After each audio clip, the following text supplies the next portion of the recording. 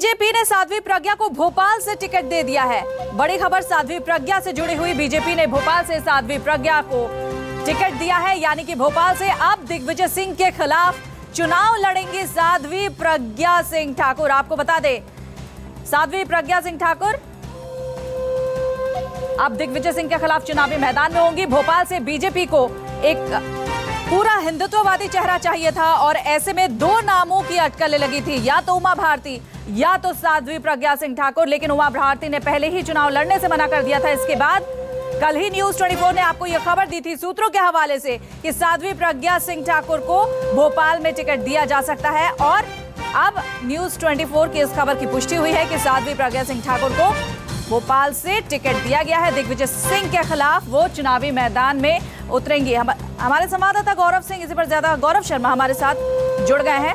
गौरव, जाहिर तौर पर भोपाल की सीट से एक हिंदुत्ववादी चेहरा चाहिए था जो कि यहाँ पर पोलराइजेशन कर सके। बीजेपी की हालांकि 1989 से यह पारंपरिक सीट रही है, लेकिन पोलराइजेशन के लिए यहाँ पर साध्वी प्रज्ञा सिंह ठाकुर को टिकट दिया गया है।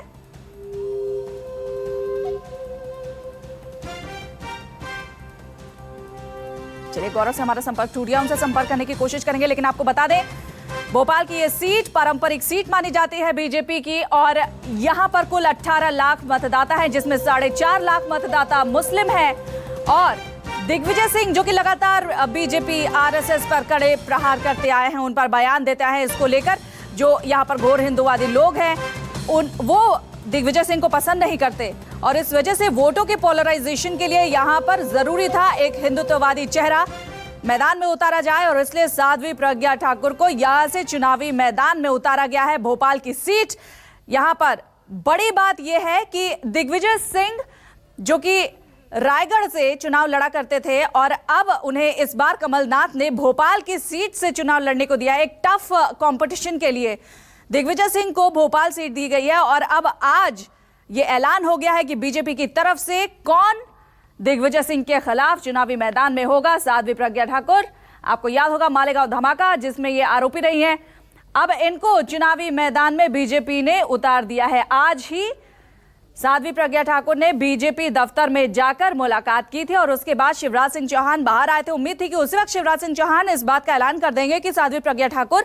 बीजेपी की उम्मीदवार भोपाल से होंगी, लेकिन उस वक्त ऐसा हुआ नहीं। अब से थोड़ी ही देर पहले इस बात का अब ऐलान हो चुका है कि साध्वी प्रज्ञा ठाकुर अब भोपाल से चुनाव लड़ेंगी और दिग्विजय सिंह के खिलाफ वो चुनाव लड़ेंगी। भोपाल में दिग्विजय वर्सेस साध्वी प्रज्ञा, बड़ी बात इसमें क्या है, जो भोपाल की सीट है 1989 से ही बीजेपी के खाते में रही है, पारंपरिक सीट रही है। गौरव हमारे साथ लगातार जुड़ गए।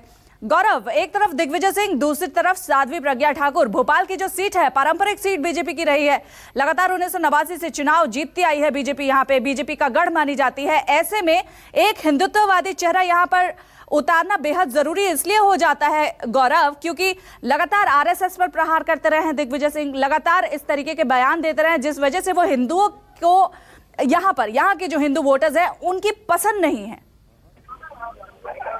देखिए, बिल्कुल जाहिर सी बात है कि जिस तरीके से पिछले करीब 30 सालों से भोपाल सीट पर बीजेपी का कब्जा है और इस बार कांग्रेस पार्टी ने दिग्विजय सिंह, एक बड़ा चेहरा है कांग्रेस पार्टी का, 10 साल मध्य प्रदेश के मुख्यमंत्री रहे, उन्हें टिकट दिया। तो निश्चित तौर पर बीजेपी और आरएसएस की नजर थी उमा भारती पर, लेकिन उमा भारती के मना करने के बाद कोई भी एक राष्ट्रवादी, एक हिंदूवादी चेहरा को उतारने की यहाँ पर कवायद थी और आरएसएस इसमें सफल रहा है। साध्वी प्रज्ञा का नाम घोषित हो चुका है। पूर्व मुख्यमंत्री शिवराज सिंह चौहान यहाँ पहुंच चुके हैं, बीजेपी के तमाम बड़े नेता यहाँ कार्यालय में बैठे हुए हैं और साध्वी प्रज्ञा से कुछ ही देर पहले यहाँ पहुंची हैं। तो निश्चित तौर पर जो है एक बाकी सीटों के नामों का ऐलान हो चुका है। सिर्फ इंदौर सीट अभी होल्ड की बीजेपी किसी एक। गौरव हमें जानकारी दे रहे थे, जाहिर तौर पर यहां से एक राष्ट्रवादी नेता बीजेपी मैदान में उतारना चाहती थी और इसलिए पहले उमा भारती का नाम सामने आ रहा था, लेकिन उमा भारती ने जब चुनाव लड़ने से इनकार कर दिया तो साध्वी प्रज्ञा ठाकुर को फिलहाल भोपाल से टिकट दिया गया है और अब वो चुनावी मैदान में दिग्विजय सिंह से लोहा लेते नजर आएंगे। कांटे की टक्कर इस जगह इसलिए होगी क्योंकि दिग्विजय सिंह खुद पूर्व मुख्यमंत्री रह चुके हैं, यहाँ पर 2 बार वो मुख्यमंत्री रह चुके हैं। सुकेश हमारे साथ हमारे वरिष्ठ सहयोगी न्यूज रूम से जुड़ गए। सुकेश, कितनी बड़ी ये लड़ाई होगी भोपाल सीट से, क्योंकि एक हिंदूवादी चेहरा बीजेपी यहां से उतारना चाहती थी, दूसरी तरफ दिग्विजय सिंह जो अपना क्षेत्र रायगढ़ छोड़कर इस चुनावी मैदान में आए, भोपाल सीट से आए हैं, कैसी टक्कर है ये?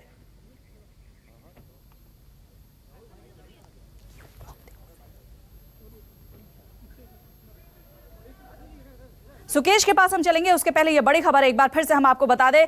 भोपाल सीट कल से ही कयास लगाए जा रहे थे और सूत्रों के हवाले से न्यूज 24 ने आपको बताया भी था कि यहां से एक हिंदूवादी चेहरा चुनावी मैदान में बीजेपी उतारेगी। उमा भारती या फिर साध्वी प्रज्ञा, दोनों में से किसको मिलेगा टिकट, इस पर अब यह स्पष्ट हो गया है। कल ही सूत्रों के हवाले से हमने आपको बताया था कि साध्वी प्रज्ञा को भोपाल से चुनावी मैदान में बीजेपी उतार सकती है और अब यह स्पष्ट हो गया है। आपसे थोड़ी ही देर पहले यह ऐलान हो चुका है कि साध्वी प्रज्ञा चुनावी मैदान में भोपाल की तरफ से होंगी। सुकेश हमारे साथ जुड़ गए हैं। सुकेश, कितनी बड़ी लड़ाई इसे माना जाए?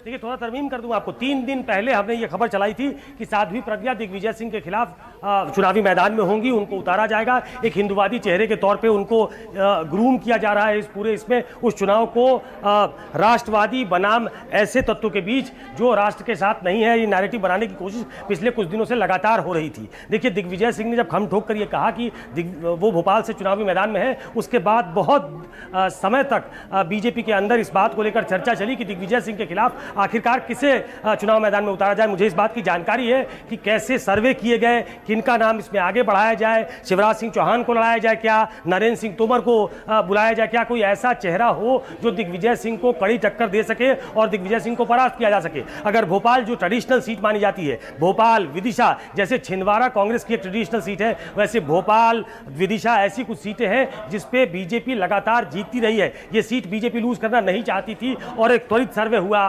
उसमें कुछ नाम डाले गए थे कि किनको लड़ाया जाए और उसके बाद दिल्ली में बैठक हुई। उसके बाद आज रामलाल से लेकर तमाम जो लोग हैं वो शिवराज सिंह चौहान के साथ वहां बैठे और उसमें यह तय किया गया कि साध्वी प्रज्ञा को वहां से टिकट दिया जाएगा और वो चुनावी मैदान में उतरेंगी। इसकी घोषणा करीब करीब वो दोपहर में खुद भी कर चुकी थी। उन्होंने ये बता दिया था कि वो चुनावी मैदान में है, वो दिग्विजय सिंह के खिलाफ चुनाव लड़ेंगी और जीतेंगी। तो एक ऐसा नैरेटिव क्रिएट शॉट बना ले, शॉट बना ले, शॉट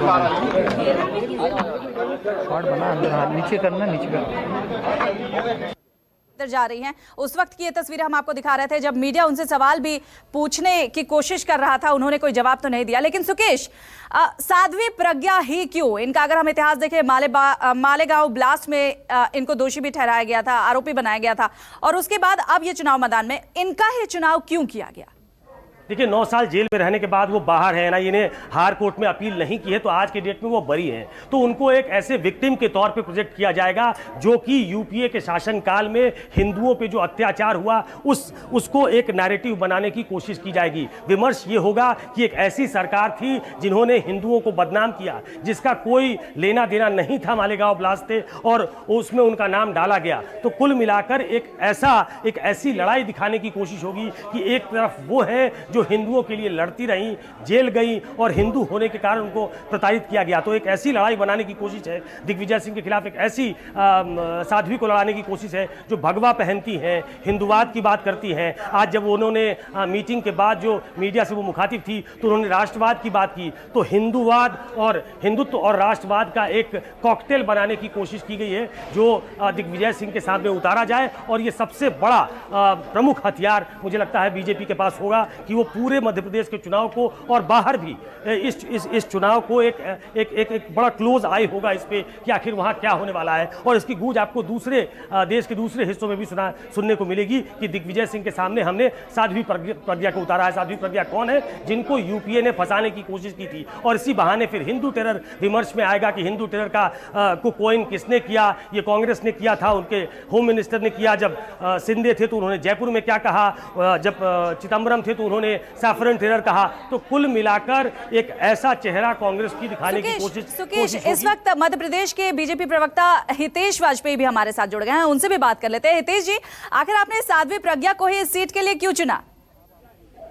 देखिए, बिल्कुल मैं सुकेश जी की बात से पूरी तरह सहमत हूँ और एक बहुत बड़ा विषय देश के लिए ये है कि जो ओसामा परस्त चेहरा है कांग्रेस का और खास तौर से आजमगढ़, बाटला हाउस और बार बार एंटी हिंदू सेंटीमेंट को टच करना, जिससे कि अल्पसंख्यक तुष्टीकरण और ऐसी भावना लेकर चलना, उस ताबूत में आखिरी कील ठोकने का समय आ गया है और हम मजबूती से चुनाव लड़ेंगे।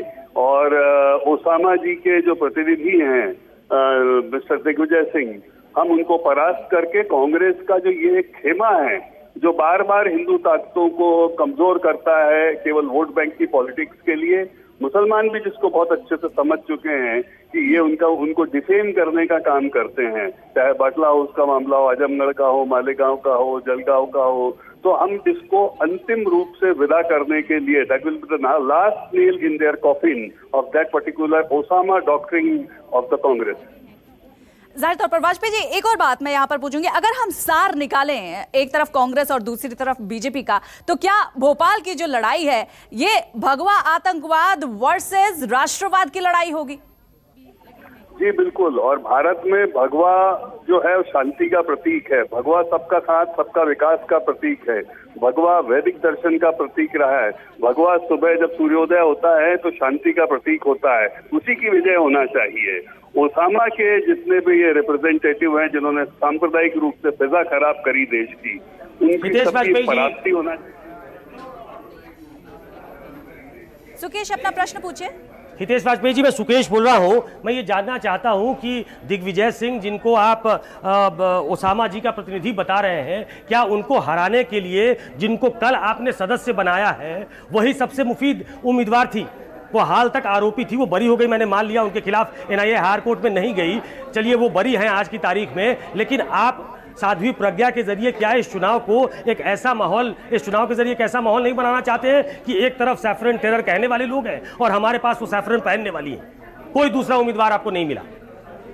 सुकेश जी, जब तक भारत की भगवा शक्ति, नारी शक्ति दुर्गा के रूप में स्वयं खड़ी होकर महिषासुर का वध नहीं करेगी, तब तक भारत का गौरव वापस नहीं आएगा, भारत में शांति वापस नहीं आएगी। ये हमेशा राजनीति में इसी प्रकार सबको लड़ाते रहेंगे। तो मुझे लगता है वैचारिक रूप से, राजनीतिक रूप से और नैतिक रूप से सबसे बेहतर तरीके से हमने एक प्रत्याशी रखा है, और क्योंकि वे खुद गुजरी है इन सब से, तो मुझे लगता है इससे बेहतर कोई समझने वाला कार्यकर्ता इस भावना को नहीं था। बिल्कुल सुकेश जी, आप ठीक बोल रहे हैं। मैं ठीक समझ रहा हूं। अगर मैं ऐसे कहूं कि दिग्विजय सिंह के खिलाफ एक मजबूत उम्मीदवार उतारने की तैयारी थी, और सुकेश वीपी धनोविया इस वक्त हमारे पास जुड़ गए हैं, एमपी कांग्रेस के ये अध्यक्ष हैं, उनको भी इस डिस्कशन में, इस चर्चा में ले आते हैं।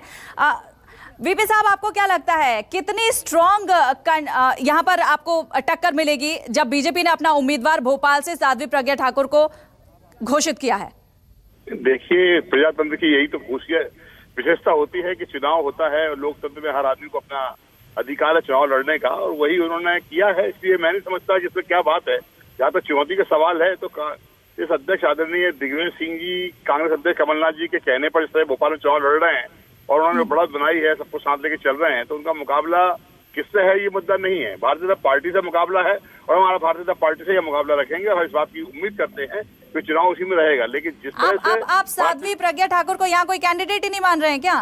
मैंने आपसे निवेदन किया कि हमारा मुकाबला भारतीय जनता पार्टी से है। भारतीय जनता पार्टी ने किसको कैंडिडेट के रूप में खड़ा किया है ये उनका विशेष अधिकार है। जहाँ तक मेरी जानकारी है, मतलब आपको फर्क नहीं पड़ रहा है इससे कि यहाँ से कौन खड़ा है? कोई फर्क नहीं पड़ रहा। हमें इस बात का मालूम है कि शिवराज सिंह चौहान जी ने चुनाव लड़ने से मना कर दिया, वो भारतीय जी चुनाव लड़ने से मना कर दिया, उन्हें कोई भी मजबूत कैंडिडेट ऐसा नहीं मिला, तो उन्होंने इस तरह का काम किया है।